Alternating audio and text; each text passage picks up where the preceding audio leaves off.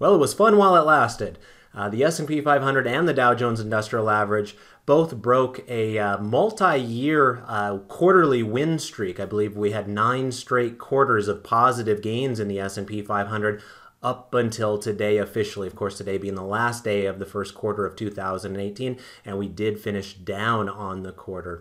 So we're going to look at some of those areas that have been a little bit more turbulent than others in the market here recently and focus our trade application example on one of those areas of weakness. So with that, let's go ahead and drive forward into the Easter holiday weekend with one last video here.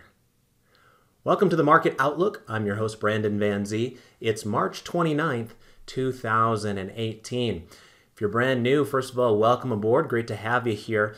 David and I are always interested in kind of attracting a newer audience. And so if you do us a favor, if you get value out of these videos, tell others about us as well.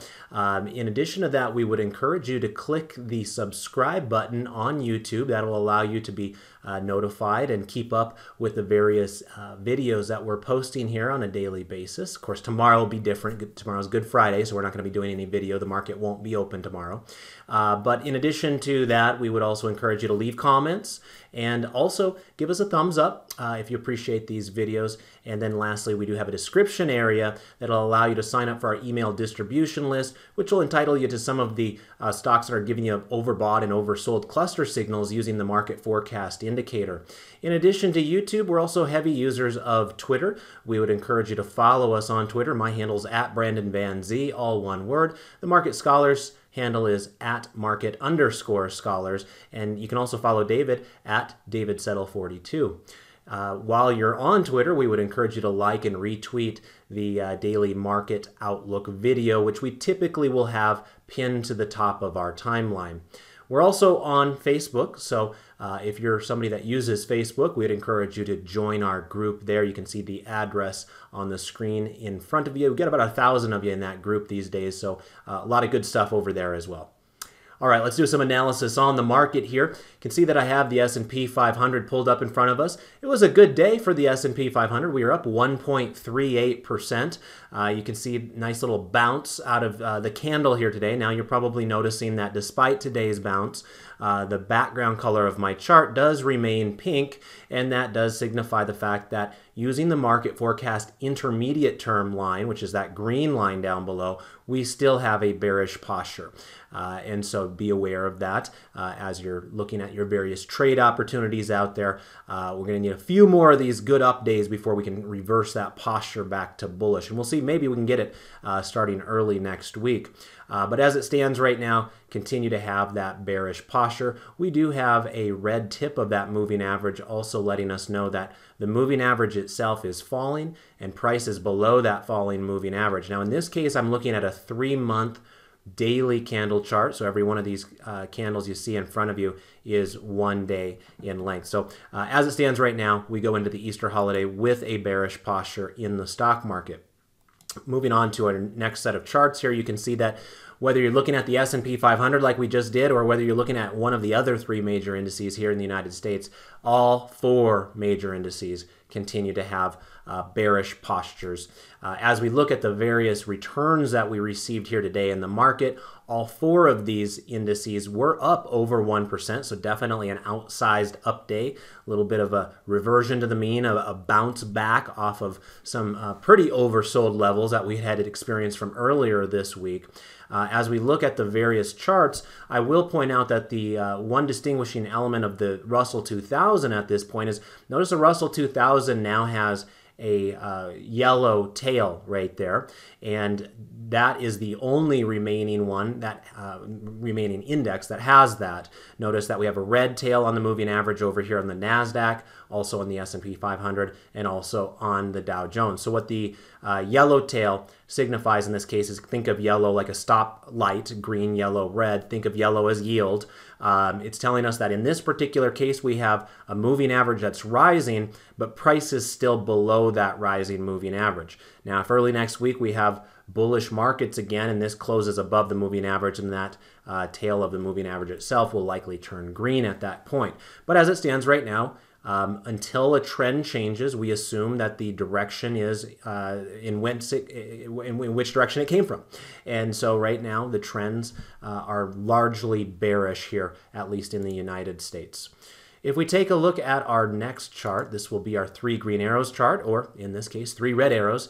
When we're referring to 3 green arrows or 3 red arrows, what we're really saying is there's 3 different technical indicators that a lot of trend traders will focus on.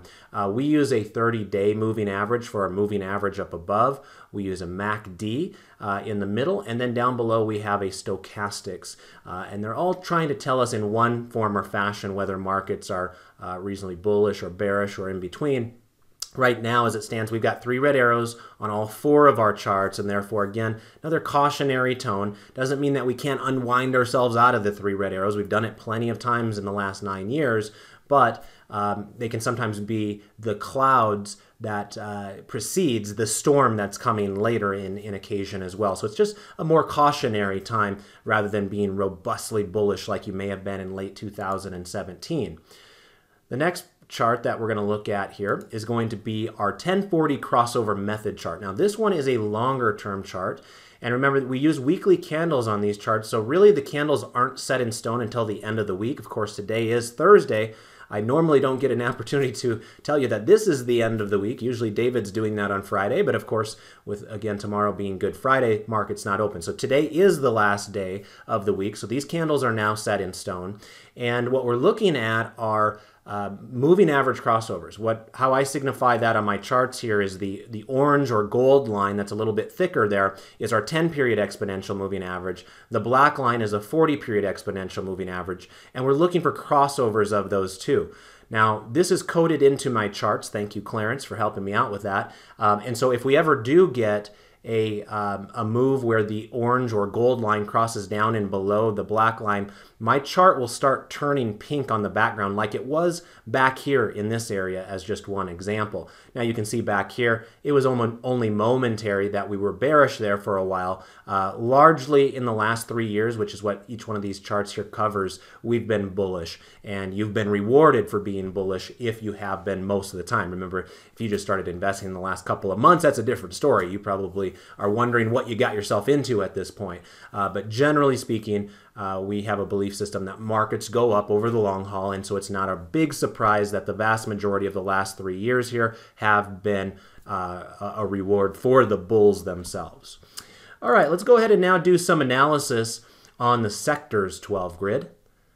And for this, remember, I do have to cut that camera feed there so that way you guys can see every square inch of my screen. And we're back to the market forecast way of evaluating these using the background colors of the charts. So when you see pink backgrounds, it means you have a bearish posture using that intermediate term line on the market forecast. When you have a green background, it means you have a bullish posture. And so once again, the S&P 500, the chart in the upper left, is still bearish at this current time, but there are 3 out of the 11 sectors that make up the S&P 500 that are actually bullish. We've got energy up here doing its best to hold the line. It's not really in a strong uptrend or anything along those lines, but at least it stopped going down. That's a starting point. And then down below, we've got a couple of interest rate sensitive areas. Now, I spent a lot of time talking about utilities with some of you earlier today, but whether you're talking about utilities or real estate, both of those are interest rate sensitive. And when we find interest rates starting to fall, like we did earlier this week, those particular areas of the market have a little bit better ability to start trending higher. And so we have started seeing that, and it is interesting. These charts are starting to shape up fairly nicely. I mean, again, we don't want to go overboard with the idea because we're not in a strong uptrend or anything along those lines, but you have to remember that for much of the last year, real estate and utilities were in a downtrend. If we're ever going to go into an uptrend in the future, that kind of transitionary period is usually a stabilization period or a hold the line period. You usually don't have a V bottom where you go straight down and then you go straight up. It's usually you're starting to go down, you stabilize for a while, and sometimes that can take several months, and then you finally convince your investor audience that you actually do have the power and the ability to go up into an uptrend. A lot of this is going to be dependent upon what happens with interest rates going forward, but right now, for some of you that have been waiting to pick your spots for the bleeding to stop with utilities and real estate, you're probably getting pretty close to those areas if you're not there already. Now notice that the technology chart is one of our negative charts right now. It does have a recent red tip on that moving average, again signifying prices below a falling moving average. And I'm putting that one out specifically because our trade application example will come from that area here in just a little bit. While we're at it, I should also take a look here at the Market Watch tab, and let me pull up our sectors, and let's just see who are the leaders and laggards here today from a sector perspective. We did have energy as the big winner here today, up 2%. On the downside, we had real estate. But remember, if we were to flip this over to a 1 week view instead of 1 day view, real estate's actually had a pretty good week, and so has utilities that are right above it there. So good weeks for utilities and real estate, bad day on a relative basis at least. So anyway, there's your sector breakdown for the day. Let's now take a peek at what's going on with the foreign markets out there. And you'll notice here it's a little bit more of a mixed bag. Up at the top, we've got our BRIC nations. You may have noticed that. I got Brazil, Russia, India, and China. And of those BRIC nations, we do have Brazil kind of regaining a bullish posture here all of a sudden. Now, before we get too excited about that, we still have that red tip on that moving average. And so it'll be interesting to see if we can get up and through that starting next week. The other major emerging markets there still struggling with bearish postures at this particular moment. Mexico actually stabilizing. We talked about that one when I did this video on Tuesday. It continues to impress. It's holding the line very nicely right there, and it had a really nice day again today. Mexico up 2.57%, so keep that one on your radar right there. Japan is back to a bullish posture here. Decent day there, up 1.27%. And then down on the bottom level, where we've got a few more of those developed countries like Germany and United Kingdom, etc., we do have the United Kingdom that regained a bullish posture as well. Now this one got to be a little bit cautionary on it, sitting right at its downtrending 30-day moving average. So again, we're just waiting and seeing at this point. Mexico looks a little bit better than the United Kingdom from a price strength perspective, but it is good to see some of these areas starting to stabilize, because it's been a pretty ugly week across the board in most major markets out there. You'll also notice that Canada and Australia, both of these are very resource-heavy nations. Notice that they both had bullish clusters yesterday, meaning oversold clusters. And for those of you that are newer to the market forecast indicator, maybe I'll just right-click on the Canadian chart here, and I'm going to maximize sell. And we get a oversold cluster when all three of these colored lines are below that lower reversal zone on the same day. Now on the market forecast indicator, that lower reversal zone is at 20, so be careful with that. I know sometimes there's other technical indicators where the bottom level is 30, so just be aware on the market forecast it's 20. And yesterday you can see here on this candle, Mexico, this is not Mexico, this is Canada, our neighbor to the north, not to the south. But Canada did have all three of those lines fall below that lower reversal zone on the same day. And so we received kind of this cluster signal, which you can see I've got set up on my chart here with this green dot. And this is the only one that we've seen in the previous 3 months. Now notice we did have a bearish cluster over here where the exact opposite takes place, where all three of those colored lines are in the upper reversal zone as a little bit of a warning sign that maybe we get a reversion to the mean. And I'd say that one worked pretty good. It might not have worked good in your eyes if you were bullish on Canada, but it does present a good educational view here that when you see some of those signals, be aware that a reversion to the mean is a little bit more likely than any other time. Now, I got to be careful there because nothing ever happens 100%. I think most of you are aware of that when it comes to technical analysis, but this worked out pretty good. Had you had a cautionary tone towards Canada or potentially even sold some of your shares, or maybe sold a covered call, or got more aggressive by buying puts, or whatever it was that you were doing, you were probably happy about a month later as this thing really fell apart. So now is the opposite true? Are you going to be rewarded for getting bullish on Canada here? Possibly. We don't want to get too aggressive at this point because the posture on the market is still bearish. But this was an awfully nice looking candle here today. Clearly a hold to close above the high of the low day, the day after forming an oversold signal. So, if resource prices can remain strong, I imagine Canada stands a decent chance of maybe some stabilization at these levels. Let's now take our peek at our intermarket analysis 12 grid. And here we've got more green charts than red charts, signifying more bullish postures using the market forecast indicator. But keep in mind that these are not all stock-related charts. Some of them are bonds, and so sometimes when you see bullish charts here, it means bad things for the stock market and vice versa. What we see here with the VIX is the VIX was down about 12.5% here today, but still has a bullish posture. Remember, the VIX is inverse to the market most of the time.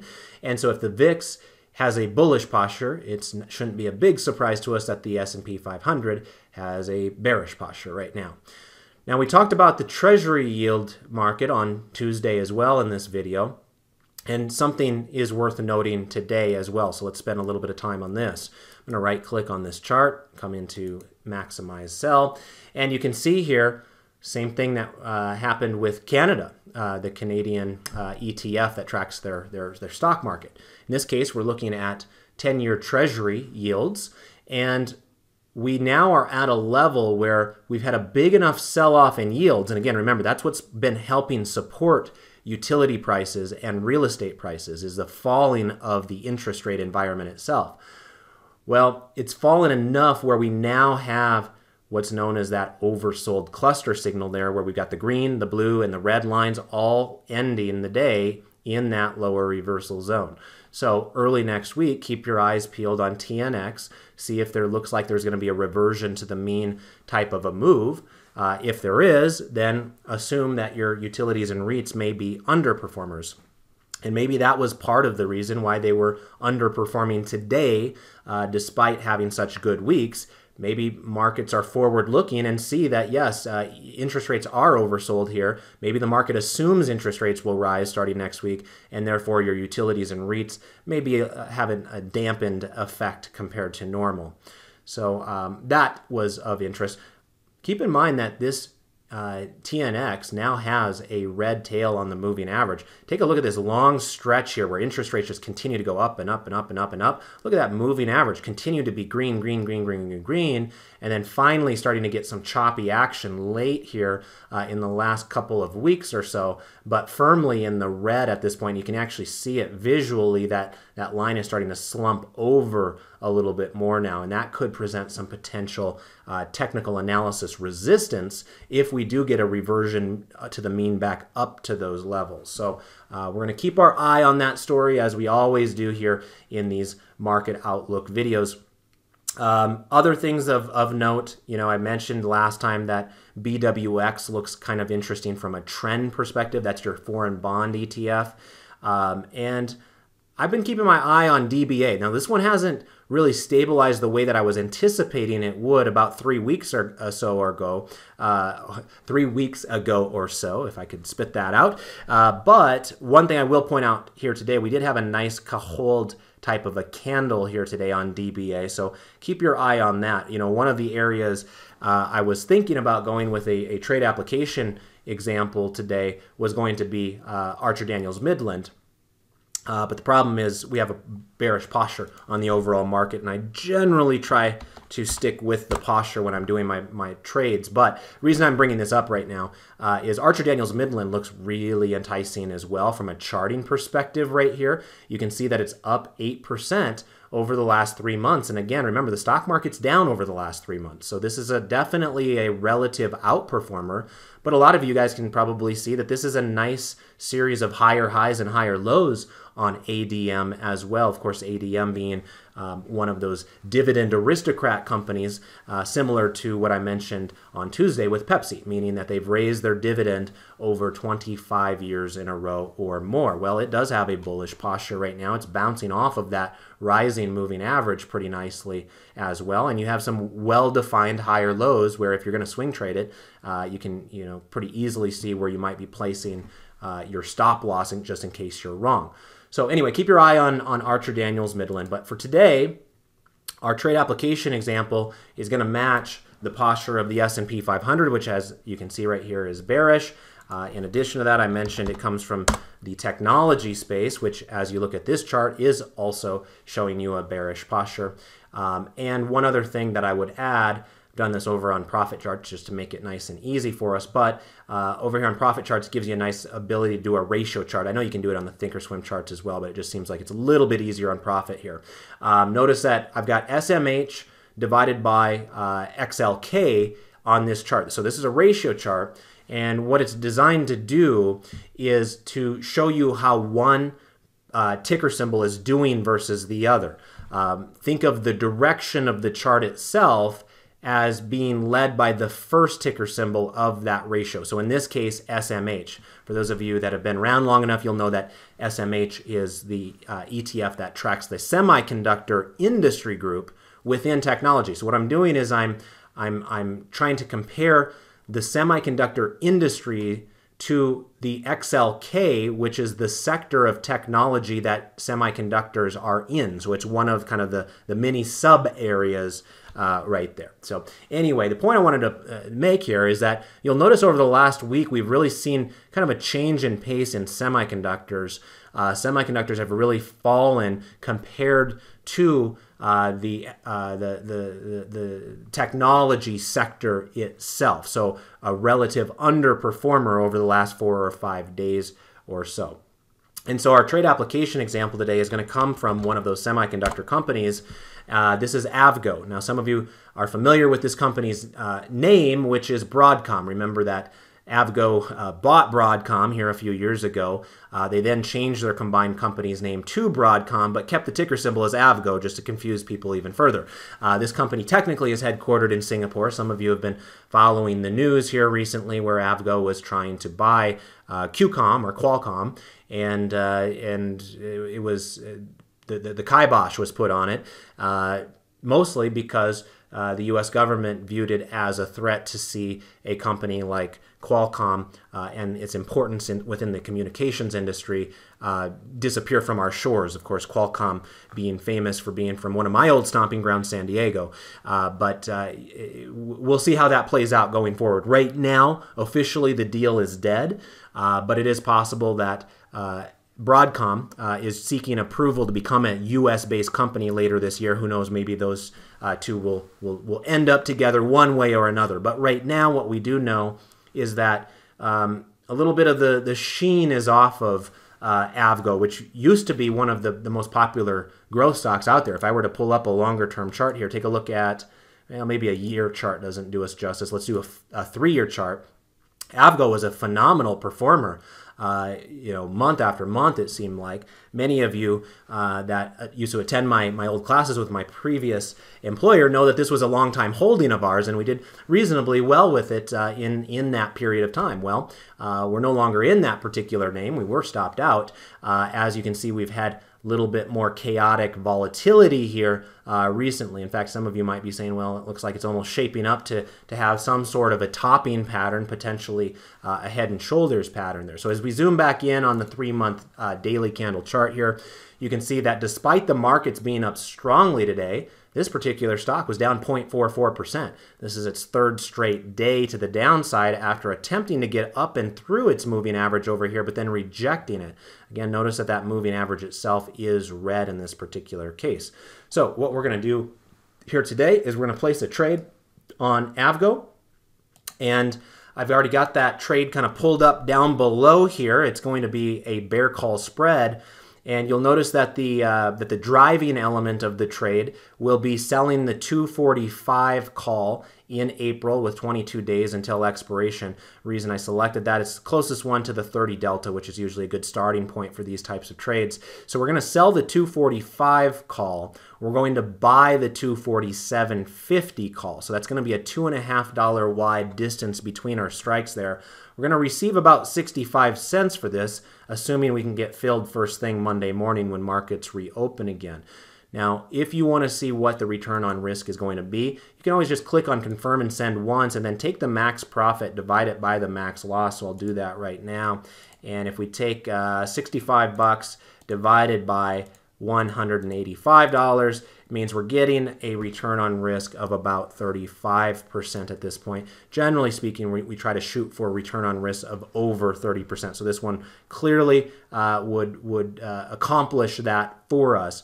And again, what we're hoping to do with this trade is have this stock stay below 245 for the next 22 days. So we've got a $10 head start right now, which means this is a higher than average probability of success. Because remember, if this stock just went sideways, if it went down, or even if it just went up, let's say $7 or $8, we should make money. We just don't want it to go up more than $10 per share in the next 22 days. If we were to look back at that chart, again, you can see that 245 would be about right in this area right over here. So you might find that that 30-day moving average, which is curling over right now, might present a resistance area for it as well. Notice that it's a little bit more of an aggressive trade than sometimes you guys are used to seeing me take with these bear call spreads. And the reason for that is because we only have 22 days to be correct now.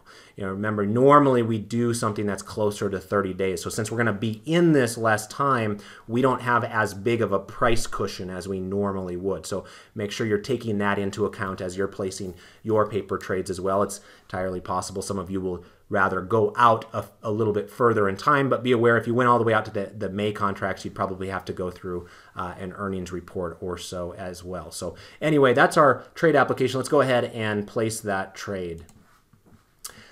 All right, with that, let's go ahead and start winding things down here for the day. So nice one-day pop to end the quarter of the first quarter of 2018, but unfortunately just wasn't enough to get us up and over for our 10th straight quarterly win. So we're resetting the deck. We've got our first quarter under the belt. It was a -1. We'll see how things move as we go forward. Of course, as we get towards May here, people will be starting to talk about the sell in May and go away crowd and all of that. So we'll maintain our focus on what's happening on the charts. We'll see what's happening with earnings. Of course, we'll evaluate any news that comes out along the way. And I hope we'll all learn a lot here together in these market outlook videos. So with that, I want to thank you for checking out tonight's video. Remember to like and subscribe on YouTube. Also, make sure that you are liking and retweeting on Twitter there for us. And I want to wish you guys all a great, not only day, but a great holiday weekend as well. Hope you get a chance to spend it with loved ones. And we'll be back